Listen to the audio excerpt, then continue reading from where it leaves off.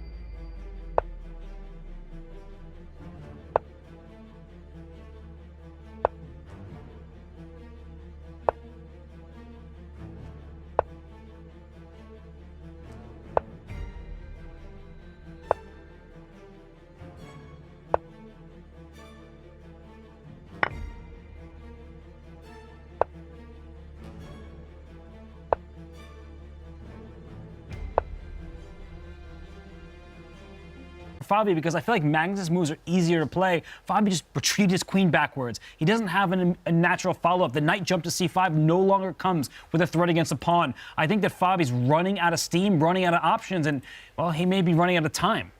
Yeah, he's put the pressure on his own back here. The burden is on white to do something. You're simply material down. You have no coordination. I think it's the lack of coordination that's really killing him here. It's the hope that's killing him as well. That hope of trying to win, trying to play on, rejecting that draw. I just don't see any ideas at all. Black's central pawns, Black's A pawn, they're just marching. And, okay, the rook lands back where it came from on A1. It was just here 2 moves ago. Indecision from Fabiano. He's changing his mind. He's regretting his life choices. And I don't see any reason for Magnus not to push that pawn, push the black A pawn. You can move the black queen as well to B5 to protect it.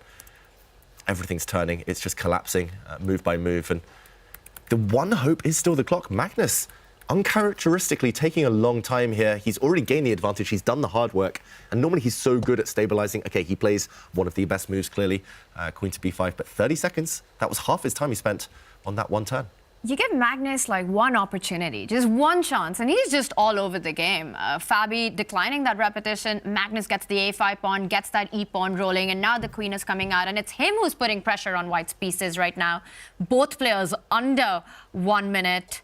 It's going to take a miracle for Fabi to survive this. And it's easier for us. We have the evaluation bar. We see what the trajectory of the game is. I don't think Fabi understood some of the problems he would face, that their danger would arise this quickly. And you see that knight, it was protecting the rook. It needed to be there. Now it hops towards the center into D6. It's going to jump forward some more. And look at Fabi move after move. He's retreating pieces as Magnus. He presses forward. There are no issues in Black's camp. This is looking really tough for Fabiano. The last few moves, Fabi has been making retreating moves one after the other, while all of Magnus's pieces are coming into Fabi camp here.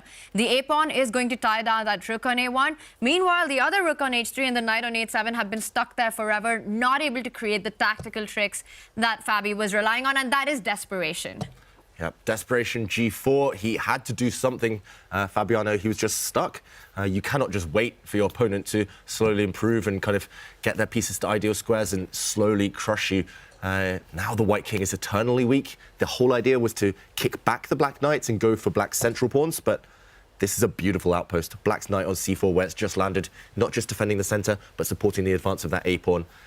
Again, he's just been playing with offside pieces. That white knight on H7, it grabbed a pawn, but it's been stuck on that square, that useless square, for 10, 15 moves now. And there's not even a check against the black king. It's safely situated on C8. He goes, finally moves one of his knights. Now he can move the other, but the knights are superfluous here. They're stepping on each other's toes, and that A-pawn, it's about to become a queen. I wonder if queen B2, there it's played. He's giving up a rook with check in this position because he will get a new queen. Wow, that is beautiful, Robert. Let's just show that variation. If the queens had been exchanged, then Magnus Carlsen would have won on the spot with a beautiful tactic here. Queen to B2 would have allowed a simple rook sacrifice. This is a check. The king can move actually in either direction, but king to D7 and no way to prevent a pawn from promoting to a queen. This would have been deadly. Let's catch up with the current position. Queen's still on the board here, of course, but look at this pawn on A2. It will decide the game before too long. White's still dancing around without any purpose as Magnus tries to land the killer blow. And the rook comes up just to protect everything. All of Magnus's pieces are doing something here. And now files are opening in front of Fabi's king. So he stole a pawn, but he opened a file. So the F file is open, the G file as well. And maybe this knight on E7 can go, queen B1 instead. That is stunning. Take my queen and give me a new one, please. And on the way, give your rook as well. And Fabi panicking there, doesn't make his move in time. He just gives up, he resigns. What happened there? Did he run out of time? It looks like his clock is on 0, Tanya. He ran out of time, but it was a lost position anyway. Busted for Fabi. Magnus Carlsen, he plays, he wins. And there he takes his match against the world number 2 without needing an Armageddon. What a game from Magnus Carlsen. And as you've said on previous days, David, when you poke the bear, sometimes you unleash the bear. And Magnus Carlsen, he leapt all over Fabi's position.